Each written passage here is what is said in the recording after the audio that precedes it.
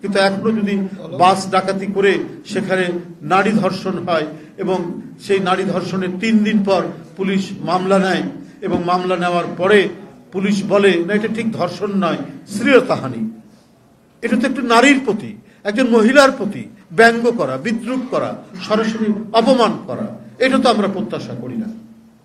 এটা তো কোনো মানুষ প্রত্যাশা করে না বর্তমান অন্তর্বর্তীকালীন সরকারের কাছ থেকে। স্বরাষ্ট্র উপদেষ্টা তিনি একজন ভালো মানুষ, আমরা জানি, সৎ মানুষ নিঃসন্দেহে, কিন্তু তার দক্ষতা প্রমাণ করতে হবে যে তার আইন শৃঙ্খলা বাহিনী যথাসময়ে তারা দায়িত্ব পালন করছে। অনেকে বঞ্চিত ছিলেন, বঞ্চিতরা অনেকে তাদের বঞ্চনার হয়েছে, শেষ হয়েছে, তা অনেকেই প্রমোশন পেয়েছেন। তাহলে এখন আপনার মাঠ লেভেল শূন্য থাকবে কেন? মাঠে যে ক্রাইমগুলো হচ্ছে, সমাজে যে ক্রাইমগুলো হচ্ছে, সেই ক্রাইমগুলো কেন দমন করা যাচ্ছে না? অনেকে বলছেন পুলিশ ঠিক মতো কাজ করছে না। তো স্বরাষ্ট্র উপদেষ্টার তো দায়িত্ব যে পুলিশ কেন কাজ করছে না সেটা দেখা, দ্রুত সেখানে পদক্ষেপ নেওয়া। আজকে বিভিন্ন পাড়া মহল্লা মনে হচ্ছে অরক্ষিত, মনে হচ্ছে বিভিন্ন গডফাদার, আমরা শামীম ওসমান গডফাদার শুনতাম, আমরা ওই অ্যানিদের এলাকায় তাহেরে গডফাদার শুনতাম, তা এখন তো পাড়া মহল্লায় গডফাদার তৈরি হয়েছে, যারা মানে দেশের যারা শান্তিতে সুখে ভদ্রলোক সুশীল মানুষ যারা বসবাস করবে তারা আতঙ্কিত হয়ে পড়ছে। যদি পরিস্থিতি এই হয়, পুলিশ যদি বলে যে তা ধর্ষণ না শ্লীলতাহানি, এটা ব্যঙ্গ করা নয়। মামলা যদি 3 দিন পরে না হয়, চোখের সামনে এই কারণ বাজারের পাশ দিয়ে আসতে গেলেই দেখি একবারই কোনো সিএনজি থেকে চট করে আপনার সোনার চেন কোনো মহিলার কাছ থেকে ছিনিয়ে নিয়ে দৌড়ে চলে যাচ্ছে একদিকে। তো এই পরিস্থিতি তো মানুষ কখনোই মেনে নিতে পারে না, এইটা কাম্য হতে পারে না।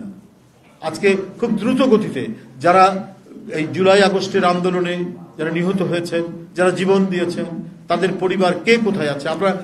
আমরা বিএনপি পরিবারের মাধ্যমে অনেকেই গেছি, অনেকেই হাহাকার করেছে। কারো পরিবারে হয়তো ছেলেটা মানুষ হবে, তারপরে সে একটা চাকরি পাবে, পরিবারটা দেখবে। এখন পরিবার দেখার কেউ নেই, বা যে বাড়িতে একজনই উপার্জনক্ষম, বিশেষ করে রিক্সাওয়ালারা। আমি 17টা রিক্সাওয়ালার বাসায় গিয়েছি, কি মানবতর জীবন সেখানে। সেই একমাত্র উপার্জনক্ষম ব্যক্তি সে নেই, এখন সেই পরিবারটা কি হবে? তো এগুলো তো রাষ্ট্র যদি এগিয়ে না আসে, তাহলে তো কোনো ব্যক্তির পক্ষে, কোনো রাজনৈতিক দলের পক্ষে সবকিছুতে দেখা সম্ভব নয়। এটা রাষ্ট্রের অতি দ্রুত এই জিনিসগুলো দেখা দরকার। সেটা না হয়ে কি হচ্ছে সারা দেশে?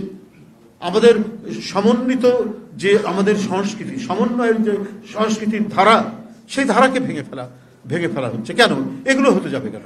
যে যেটা করছে, যে মাজারে যেতে চায়, মাজারে গিয়ে আল্লাহর কাছে দোয়া করবে, সেটা যুগ যুগ ধরে হয়ে আসছে। কেন চুয়াডাঙ্গায় 300 বছরের পুরনো আপনার দরগা শরীফ সেখানে ভেঙে ফেলতে হবে? কারা এটা করছে?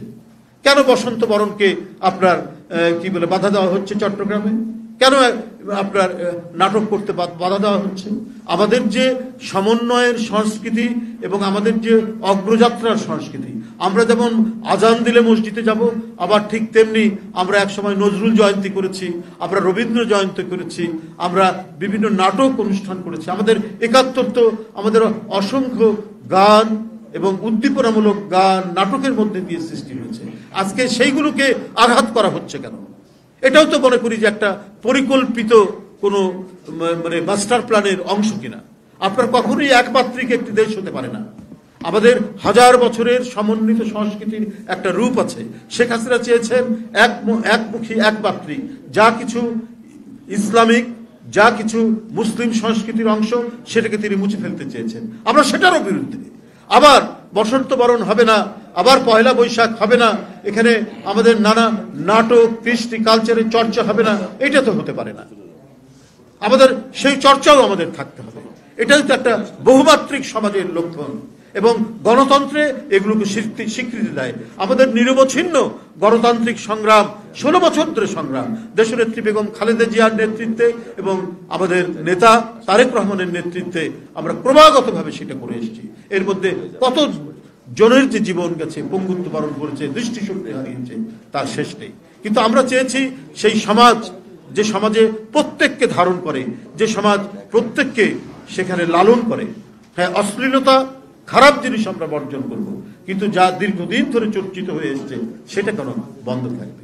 যাই হোক, আজকে এখানে যারা দুরারোগ্য ব্যাধি ক্যান্সারে আক্রান্ত হয়ে যাদের জন্য আমরা বিএনপি পরিবার যে অনুষ্ঠানের আয়োজন করেছে, আমরা বিএনপি পরিবারের যারা নেতৃত্ব দিচ্ছেন তাদেরকে আমি অত্যন্ত ধন্যবাদ জানাই যে এখানে এই ধরনের মহতি উদ্যোগগুলো তারা করে আসছে। আমরা তো শুধু জুলাই আগস্টের বাড়িতেই বেশিরভাগ গেছি, কিন্তু আজকে এই ধরনের একটি মানে ব্যাধি যেটা সহজে সারার মতো নয়, সেই আক্রান্ত মানুষদেরকেও আমরা দিচ্ছি। এখানে পাবেল ভাই ঠিকই বলেছেন যে দেখুন, সমস্ত স্বৈর শাসকরা ফ্লাইওভার দেখায়, মেট্রো রেল দেখায়, পৃথিবীর বিভিন্ন দেশে, শুধু বাংলাদেশ না, এগুলো দেখায়, কিন্তু ভালো হাসপাতাল গড়ে তোলে না।